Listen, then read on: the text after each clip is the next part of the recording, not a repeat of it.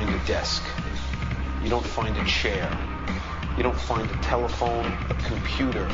The biggest piece of a telephone I found was half of the keypad, and it was about this big.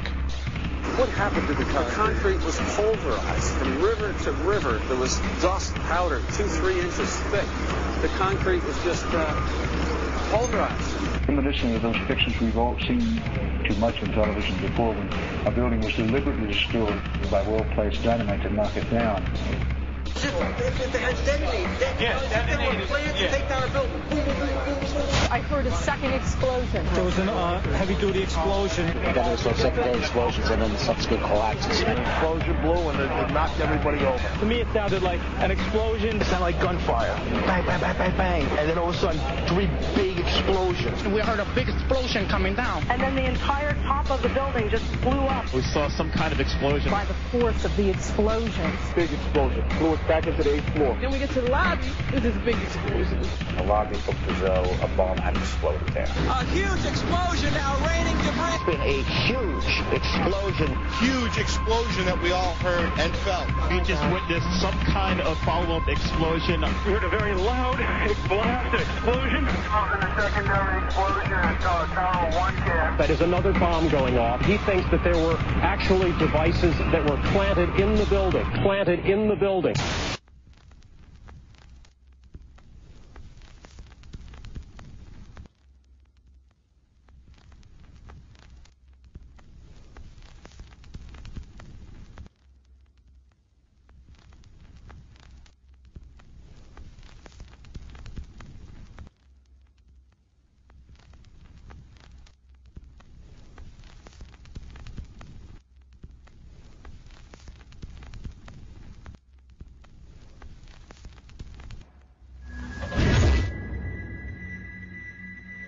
USA Today reports that in the 2 years before the attacks on September the 11th, NORAD conducted exercises using hijacked airliners as weapons.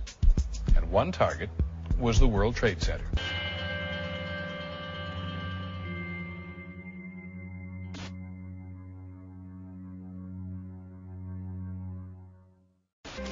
In confidential documents from the Philippines obtained by CNN, the plan was clear. He will board any American commercial aircraft, control its cockpit, and dive it at the CIA headquarters. Other buildings targeted the Pentagon and the World Trade Center. Security in counterterrorism was blinking red, in the words of George Tenet, that the warnings of an imminent attack were so severe that something dramatic should have been done. It was unparalleled. Instead, our president went on a month-long vacation.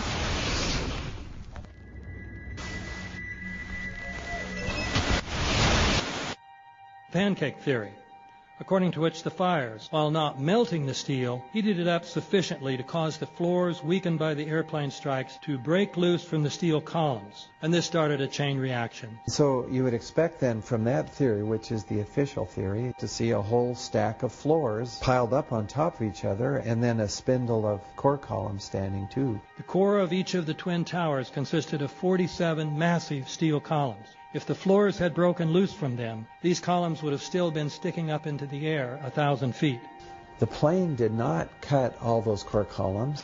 We designed the buildings to take the impact of the Boeing 707 hitting the building at any location. The building probably could sustain multiple impacts of jetliners.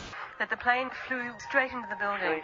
Through him, right. Yeah. So you're saying that the building was actually designed to cope with a hole like that and still survive? Yeah, it was. If you had dropped, say, a billiard ball from the top of the World Trade Center, 110 floors up there, it would have taken 8 to 10 seconds to hit the ground, encountering no resistance whatsoever. The Twin Towers came down in nearly free fall speed.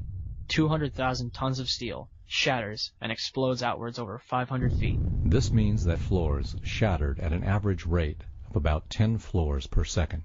There is no scenario for a pancake effect of buildings falling that allows them to fall at the rate of free fall. Now what can do that? What can move mass out of the way? Explosives.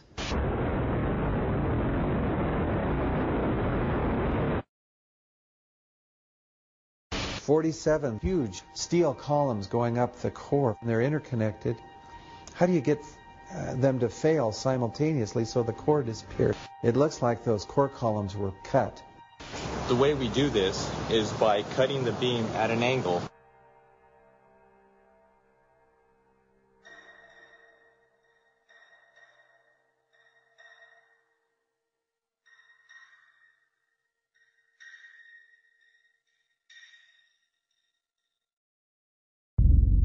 I started looking at the molten metal. All three buildings, both towers in the rubble, in the basement areas, and Building 7, there's these pools of molten metal.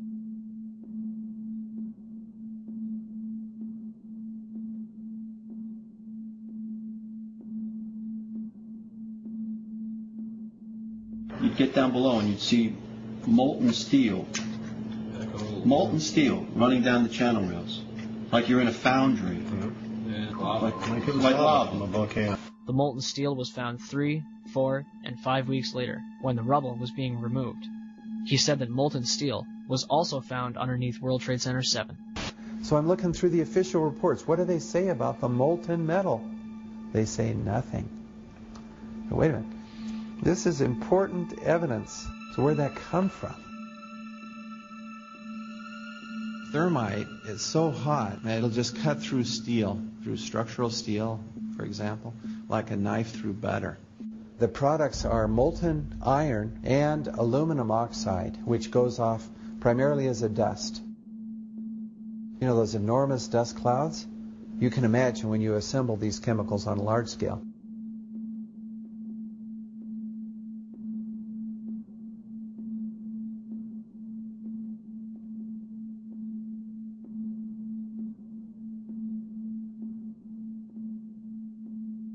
Molten metal pools under both towers after they collapsed, and Building 7. Now, Building 7 wasn't even hit by a jet. Part of the problem is that most people simply don't know much about Building 7 due to the extraordinary secrecy surrounding this collapse. And this was a 47-story skyscraper. This building fell at 5:25. It was not hit by a plane. This building had fires on only 2 or 3 floors. And it was brought down by what we know was a controlled demolition. Demolitions, they look just like that. A kink in the middle, and then that building just comes straight down, almost at free fall speed. They first blow one of the central columns so the building falls in on itself. Building 7 had a classic crimp or wedge. Its central column was blown out first, so it didn't structurally damage buildings just a few feet away from it.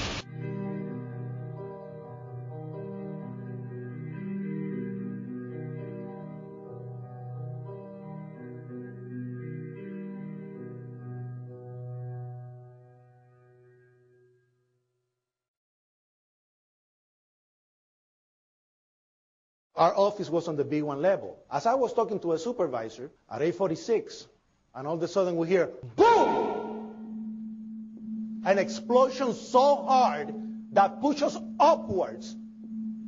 And it came from the basement between the B2 level and the B3 level. And when I went to verbalize, we hear, boom! The impact of the plane on the top. As I'm walking by the main freight corridor building in the corridor, that's when I got blown. I mean, the impact of the explosion threw me to the floor, and that's when everything started happening. All of a sudden, a big impact happened again, and all the ceiling tile was falling down, the light fixtures were falling. You know, you got to go clear across the whole from 1 to 2 World Trade Center, and then all of a sudden, it happened all over again. Something else hit us to the floor. Right in the basement, you felt it. Walls were caving in, everything that was going on. I mean, I know of people that got killed in the basement. I know of people that got broken legs in the basement. People that got reconstructive surgery because the walls hit them in the basement. Smoke, there, 105, 2 pounds. It's really there. It's black. It's iron. My wife thinks I'm all right. I called her and said I was leaving the building. I was fine, man. Bang. 2 of us, 2 broken windows. Oh, God!